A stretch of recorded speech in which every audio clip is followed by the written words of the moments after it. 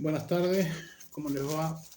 Continuamos con esta charla sobre el psicoanálisis, siguiendo el libro Una introducción a Lacan de Carvajal, D'Angelo, Marchiti.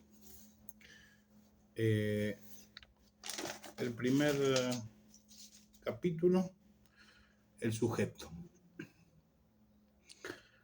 Leo. Para empezar, vamos a delimitar la concepción del sujeto que hay en Lacan, para lo cual sería pertinente considerar el título de uno de sus escritos, Subversión del sujeto y dialéctica del deseo en el inconsciente freudiano. ¿Cuál es el sujeto que subvierte el psicoanálisis en tanto funda el inconsciente? Esto es el inconsciente freudiano. El sujeto subvertido es el sujeto de la concepción clásica que fue ceñida por el campo de la filosofía. Tomemos el sesgo que nos ofrece la teoría del conocimiento en el campo de la filosofía para mostrar cómo aparece articulada la relación sujeto-objeto. La teoría del conocimiento parte de la presuposición del sujeto y el objeto, en tanto no construidos, sino dados. Para ilustrar este punto, Lacan recurre a un juego de palabras, co-nacimiento de ambos. El sujeto y el objeto nacen juntos, ¿no? Con nacimiento de ambos. Hay un juego de palabras en francés que no voy a leer porque no tengo ni idea de francés. Entonces, sujeto y objeto nacen juntos. Habría que ver si hay alguna diferencia con la propuesta de Immanuel Kant, donde existe lo nouménico, existen las impresiones que llegan a los sentidos y existen las formas puras a priori de la sensibilidad, ¿no? Espacio y tiempo. El objeto de conocimiento en Kant es aquel que ya ha sido formateado, digamos, por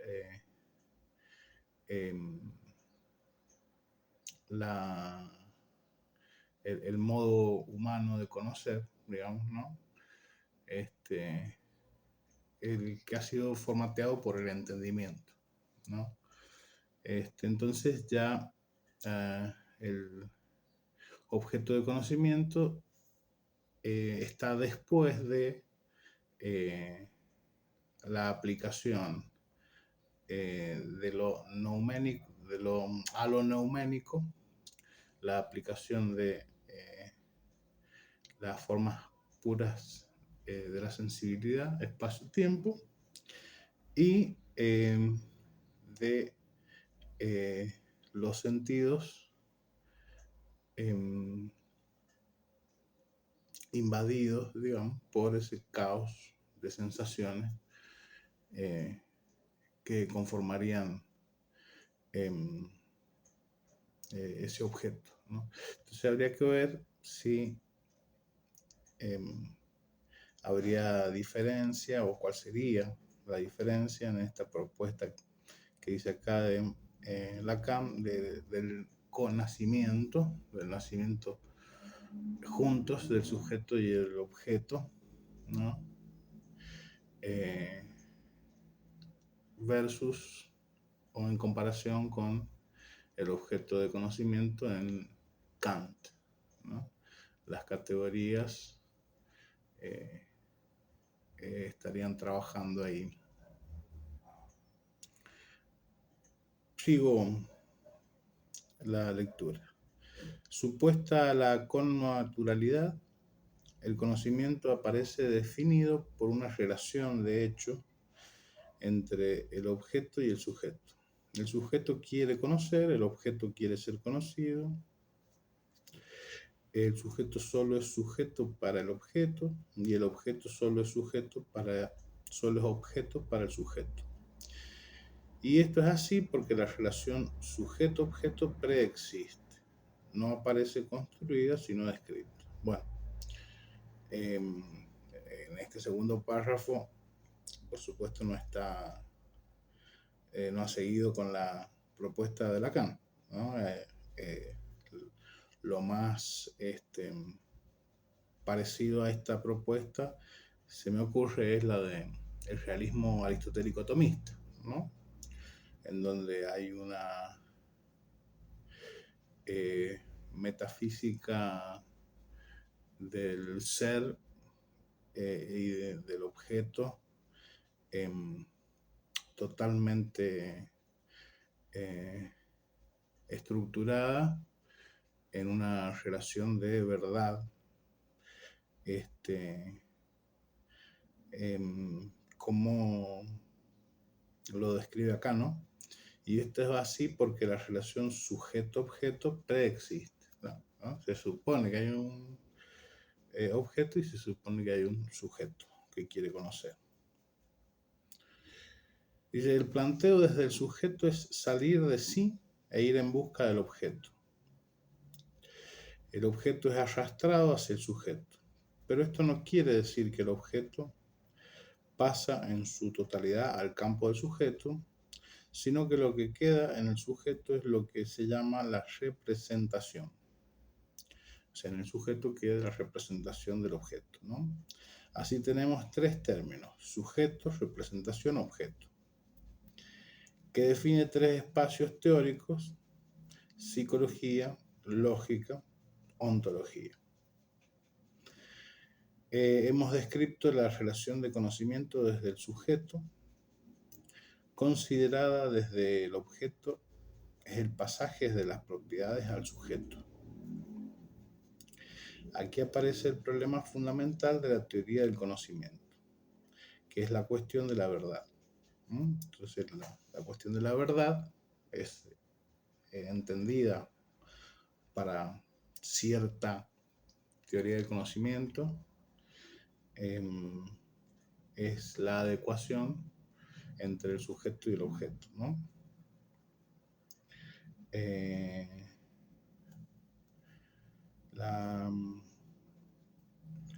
Tenemos sujeto, representación y objeto. Sabemos que la representación es lo que hay del objeto en el sujeto, o dicho de otra manera, es lo que el sujeto puede representarse del objeto. Todo esto, insisto,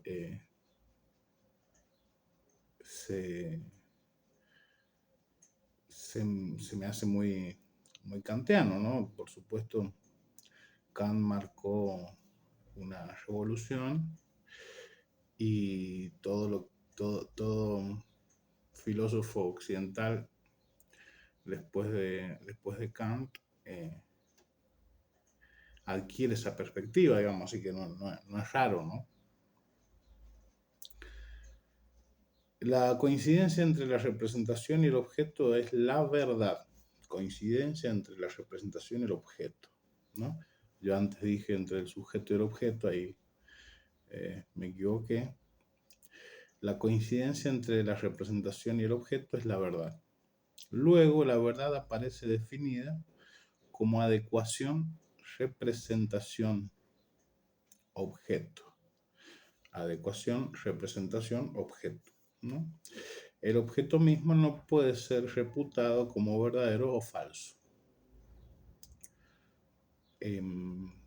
Porque, de vuelta, como lo que queda en el sujeto es la representación, el objeto en sí, él en sí, responde a lo neuménico en Kant, ¿no? Ese en sí no puede ser conocido nunca, por eso dice el objeto mismo no puede ser reputado como verdadero o falso, sino la representación, ¿no? Esa es la que puede ser es la que puede ser verdadera o falsa, en función de una peor o mejor adecuación, ¿no? La verdad es entonces un buen encuentro, la verdad es entonces un buen encuentro entre el sujeto y el objeto, mediado por una representación adecuada. No es una broma decir que teniendo representaciones adecuadas, el sujeto puede copular satisfactoriamente con el objeto. ¿Acaso no les evoca esto las concepciones instintivistas? Sí, bueno, cuando yo decía antes lo de Tomás de Aquino y el realismo tomista, verdaderamente hay un instinto que eh, no lo trabaja como instinto el realismo tomista, pero sí la idea de habría un complemento agente inoculado por Dios en cada uno de nosotros que haría exacta la relación sujeto-objeto y que el objeto en sí fuese conocido, no solamente el objeto en sí, sino también las relaciones de un objeto con otro objeto. Por lo tanto, el universo en sí sería cognoscible. Esto de lo instintivista viene del lado de la biología, pero tiene esto de que el instinto es un saber no aprendido, se parece mucho a la idea de la inoculación en nosotros de parte de Dios, ¿no? De cómo son las cosas del mundo, ¿no? Que a través de este complemento agente, ¿no? Que sería el medio a través del cual nosotros hacemos abstracción de las cosas del mundo. Bien, ¿por dónde iba?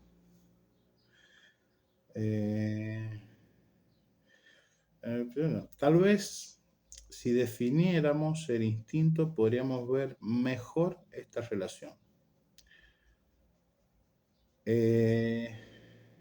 Biaut dice: los instintos de los animales son comportamientos que tienen caracteres específicos muy claros, es decir, que pertenecen a tal especie animal y no a tal otra, que solo presentan poca variabilidad de un individuo al otro en el seno de una misma especie, que están formados por acciones más o menos complicadas que se presentan a menudo en una sucesión, si no irreversible, al menos poco propicia a los desórdenes, y que tienden manifiestamente hacia fines cuya importancia es capital para la vida de los organismos. Entonces el instinto tiene que ver con la vida, ¿no? En la medida en que lo instintual funciona, la vida prospera, ¿no? De esta definición se desprende un objeto y un fin invariables. Agreguemos que una vez alcanzado el fin, el objeto no se conserva hasta tanto no resurja la necesidad. Claro, porque el objeto es una serie de relaciones con el medio, ¿no? Entonces, agreguemos que una vez alcanzado el fin, que sería la vida, la subsistencia de los organismos, el objeto no se conserva hasta tanto no resurja la necesidad. El instinto produce en el organismo una representación imaginaria, queremos decir una imagen del objeto. Lo que se advierte es que para el animal no se plantea la cuestión de la verdad, que sería la adecuación entre la representación y el objeto, ¿no?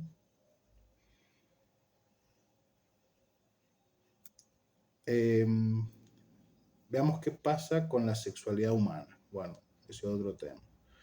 Quiero detenerme aquí en esto de lo que se advierte es que para el animal no se plantea la cuestión de la verdad, porque es un saber no aprendido, es decir, la verdad está implícita. El animal no va a dudar.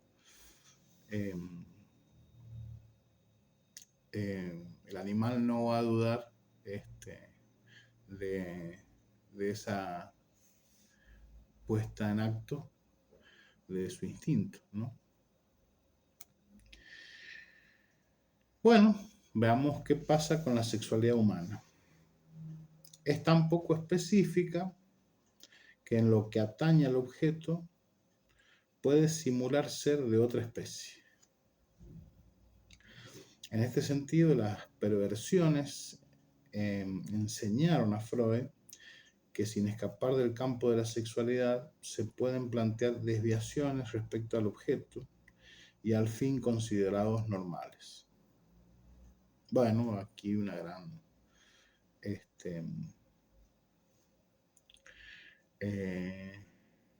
un gran problema que es la normalidad corresponde a una cuestión histórica, cultural, incluso el objeto y el fin en la sexualidad humana también corresponden a cuestiones culturales e históricas, con lo cual después cuando avancemos vamos a ir viendo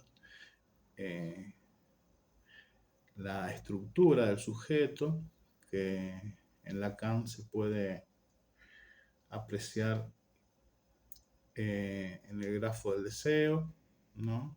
El sujeto no aparece por ningún lado más que articulado al objeto, articulado a la demanda, pero el grafo del deseo es la estructura del sujeto, ¿no? También se lo puede ver en el esquema R, ¿no? Que es utilizado en las estructuras clínicas 2, si mal no me equivoco. Si no me equivoco, en estructuras clínicas 2 por Alfredo Edelstein para presentar el tema de la clínica de la extracción del objeto A, y luego aparece en la clínica de la holofrasia o de la no extracción del objeto A, aparece el esquema I, que sería para el caso del presidente Schreber, cómo se deformaría, según la interpretación del propio Lacan, el esquema R en el caso del presidente Schreber, ¿no? En función de sus síntomas, ¿no? Por lo tanto,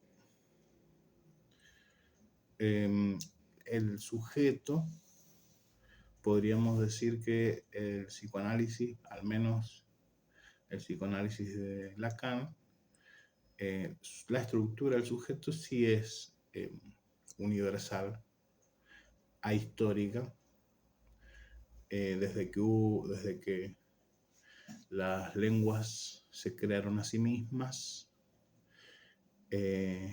los hablantes seres,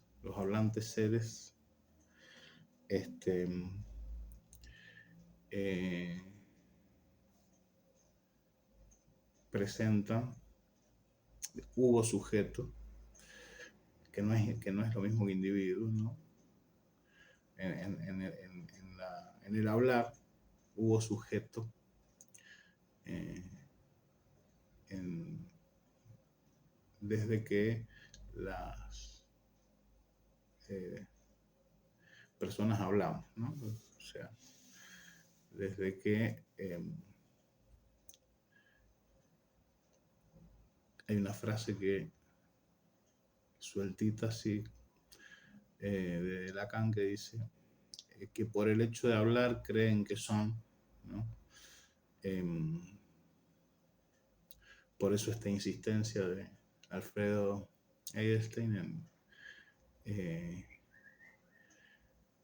cambiar, pero bueno, cambiar una tradición, ¿no? De venirse refiriendo a seres hablantes para pasar a eh, hablan ser, ¿no?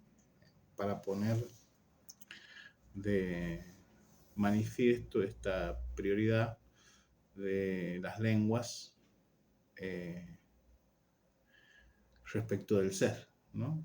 El ser sería secundario a las lenguas, ¿no?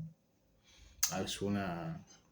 eh, yo no tengo la potestad para decir que eso lo dice exactamente así Lacan, pero bueno, decido creer en Alfredo en este punto y, eh, y entonces eh,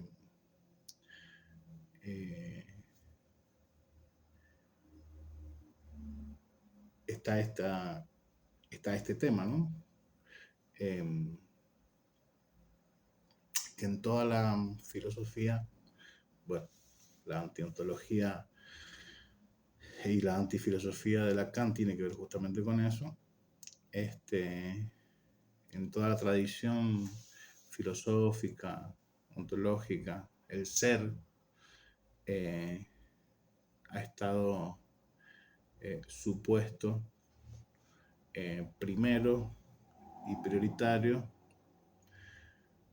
y viene eh, Lacan a decirnos todos sentidos sostienen una demanda y los que por el hecho de hablar creen que son, ¿no? Y tiene todo su sentido, digamos, ¿no? Aunque todo sentido se sostenga en una demanda, ¿no? este, hacemos una pausa y seguimos enseguida.